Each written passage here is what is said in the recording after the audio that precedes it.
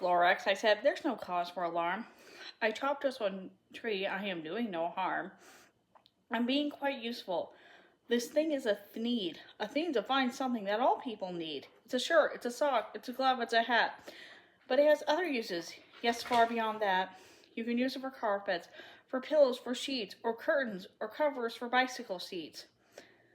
The Lorax said, Sir, you are crazy with greed. There is no one on earth who would buy that fool's need. But the very next minute, I proved he was wrong. For that just minute, a chap came along, and he thought that need I'd knitted was great. He happily bought it for $3.98. I laughed at the Lorax. You poor stupid guy. You can never can tell what some people will buy. I repeat, cried the Lorax, I speak for the trees.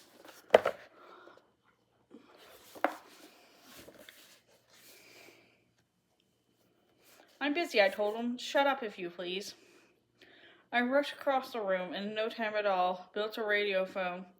I put in a quick call. I called all my brothers and uncles and aunts, and I said, listen here. Here's a wonderful chance for the whole Once-Ler family to get mighty rich. Get over here fast. Take the road to North Nitch. Turn left at the Wee Hawken. Sharp right at South Stitch. In no time at all, in the factory I built, the whole Once-Ler family was working full tilt. We're all knitting needs, just as busy as bees, to the sound of the chopping of truffula trees.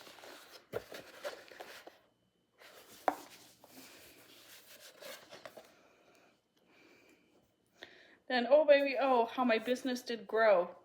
Now chopping one tree at a time was too slow.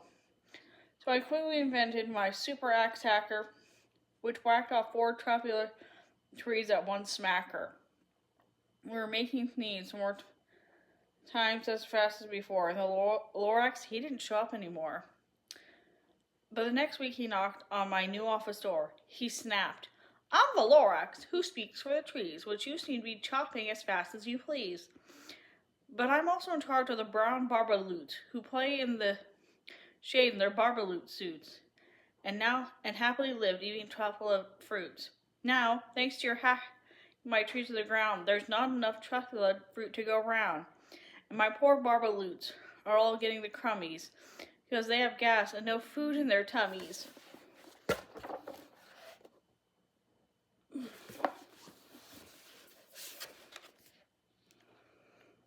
They love living here, but I can't let them stay. They have to find food, and I hope that they may.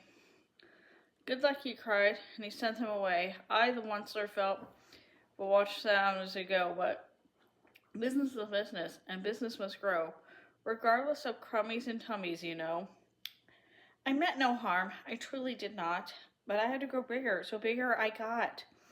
I biggered my factory, I biggered my roads, I biggered my wagons, I biggered the loads. Of the needs I shipped out, I was shipping them forth, to the south, to the east, to the west, to the north. I went on biggering, selling more things, and I biggered my money, which everyone needs.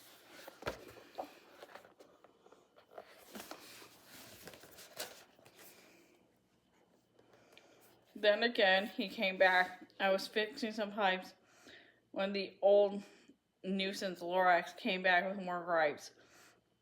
I am a Lorax, he coughed and he whiffed. He sneezed and he snuffled. He snorkeled, he sniffed. Once-Ler, he cried with a crufulous croak. Once-Ler, you're making such smogulous smoke.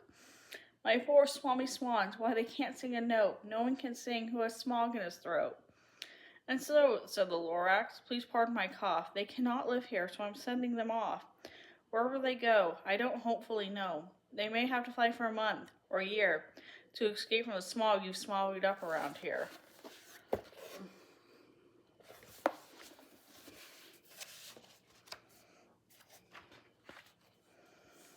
What's more, snapped the Lorax, his dander was up. They let me say a few words about the gluppity-glup. Your machinery chugs on day and night without stop, making gluppity-glup. Also sloppity-slop. And what do you do with this over goo? I'll show you, you dirty old Once-Ler man, you. They're glumping around the pond where the humming fish hummed. No more can they hum, for their gills are all gum. So I'm sending them off, oh, their future is dreary. They'll walk on their friends and get woefully weary in search of some water that isn't so smeary.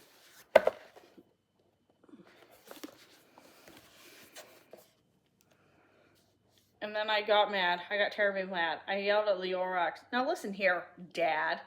All you do is yappity yap and say bad, bad, bad." "Well, I have my rights, sir, and I'm telling you, I tend to go on doing just what I do. And for your information, you Lorax, I'm figuring on biggering and biggering and biggering and biggering. More truffula trees into needs, which everyone needs."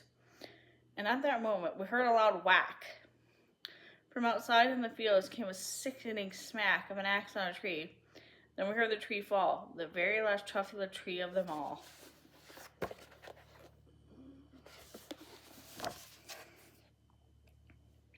No more trees, no more needs, no more work to be done. So one time my uncles, aunts, everyone all waved me goodbye.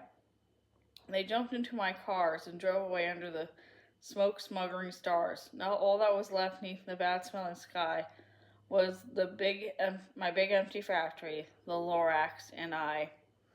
The Lorax said nothing and just gave me a chance, just gave me a very sad backwards glance as he lifted himself by the seat of his pants. I'll never forget the grin on his face. And he heisted himself and took leave of this place, through a hole in the smog without leaving a trace.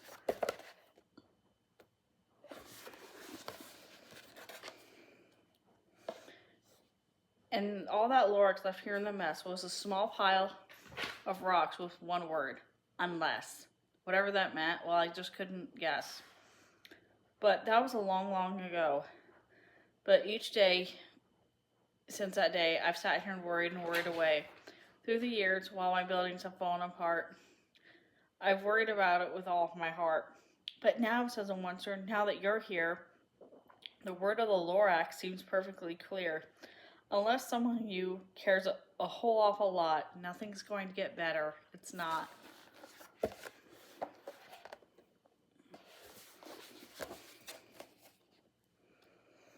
"So, catch," called the Once-Ler. He let something fall. "It's the truffula seeds. It's the last one of all. You're in charge of the last of the truffula seeds. And truffula trees are what everyone needs. Plant a new truffula, treat it with care. Give it clean water, and feed it fresh air. Grow a forest, protect it from axes that hack. Then the Lorax and all of his friends may come back." And that's the end of that story. See you later.